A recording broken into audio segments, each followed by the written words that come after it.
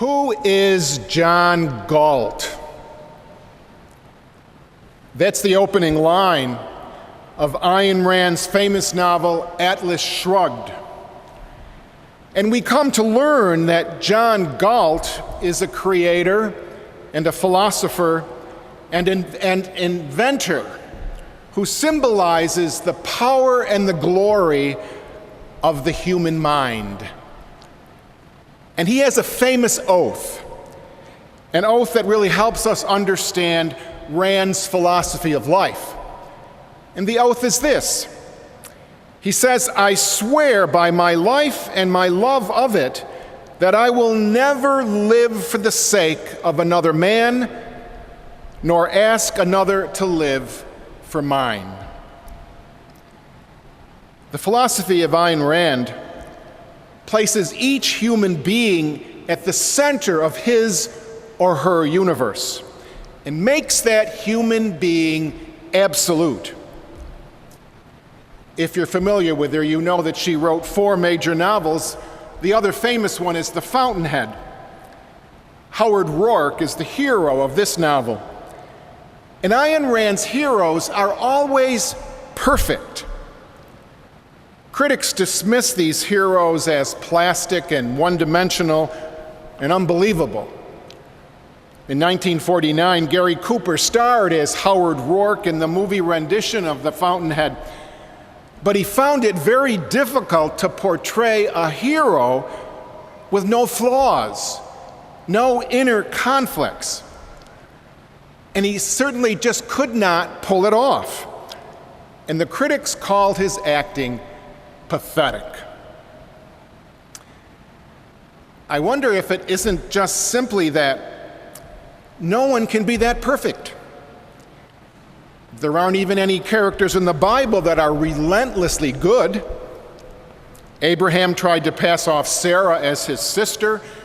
David committed adultery and murdered his rival. Jeremiah told the Lord that he was way too weak to be a prophet.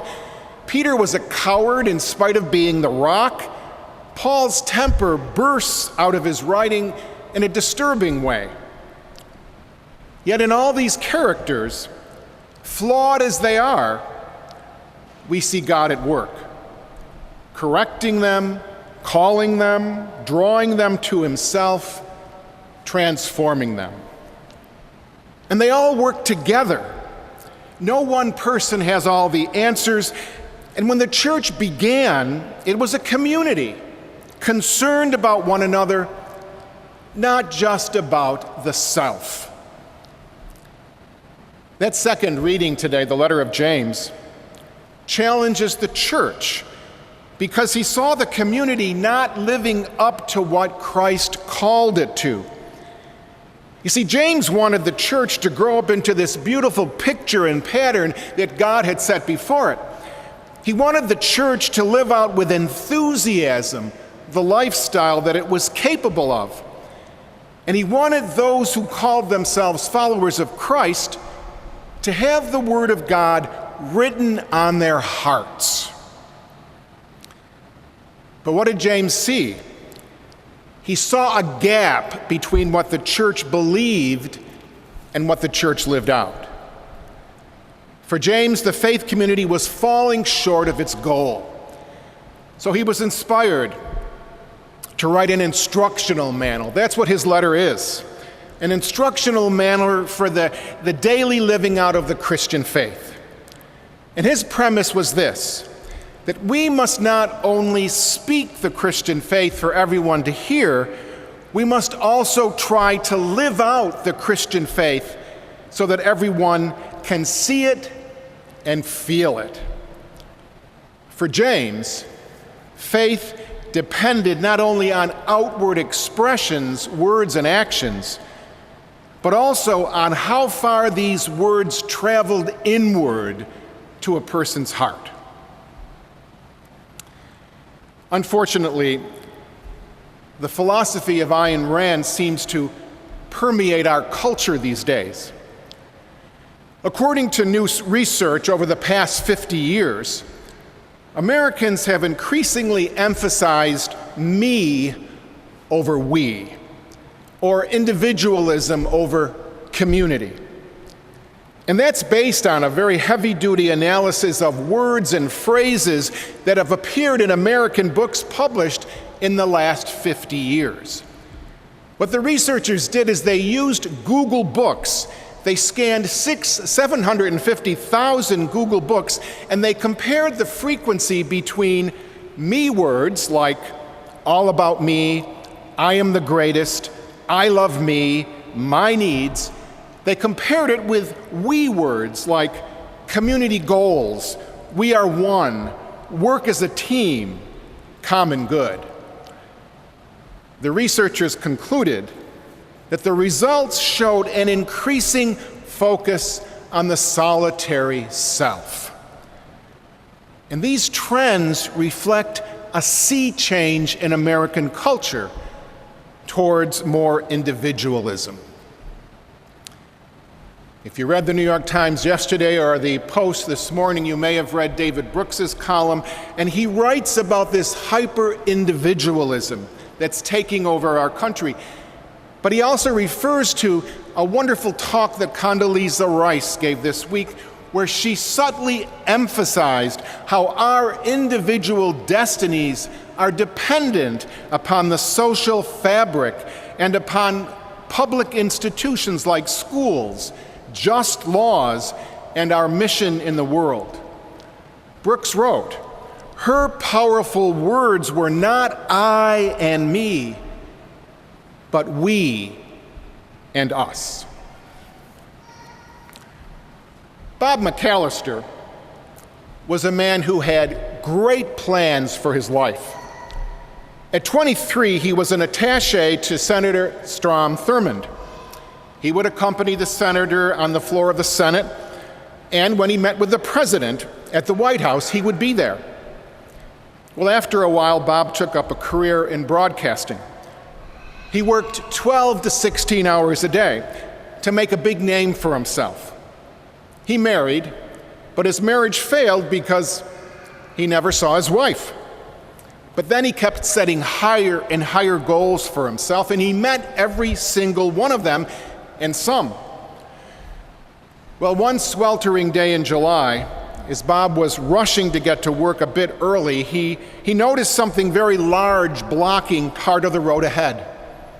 And he was frustrated, and he cursed because every minute off work was a minute wasted to him. But when he got closer, he saw that the obstacle was a man in a wheelchair.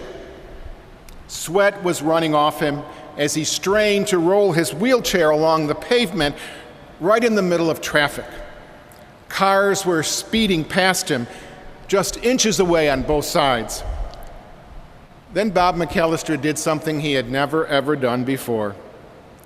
He pulled his car over to the man in the wheelchair, and he offered to help him. It turned out that the man was going to a nearby mission to get some soup for his sick friends, a mere 7-mile round trip. So for the first time, Bob put him in his car, and he spent the day talking to this man and helping him bring food to his friends. Now, Bob McAllister was a man who had written speeches about poverty while he was in Washington. He had reported news stories about the homeless families, and he had given to charities. But before that hot summer day, he had never seen poverty up close. And he still wonders at this present time how he could have been so near all those years and still so far away. He became a doer. And he tells us that his life today is much more satisfying since he put his faith into action. He was transformed when he came to realize that life is not all about me, my getting ahead. It's so much more about us and how we take care of each other and how we live out that gospel. Bob McAllister, at one point in his life, tried to be like one of those heroes of Ayn Rand's novels. But he came to realize that he was imperfect, that he just talked and he never acted, and he wasn't connected to people. he finally was transformed. Jesus in Mark's gospel this weekend challenges each one of us about where is our heart? And are our lips preaching that which we do not live out? I believe, and I think all of you would agree with me, that we live in a secular world that nods in God's direction, but does not take God seriously. John Galt's oath, "I swear by my life and my love of it that I will never live for the sake of another man nor ask another to live for mine," that is simply not the message of the gospel. The message of Jesus is a challenge for all of us to live for each other, not just for ourselves. So this weekend, the scriptures challenge us to decide if we truly believe in this message and how we will live it out, not just with our lips, but with our actions.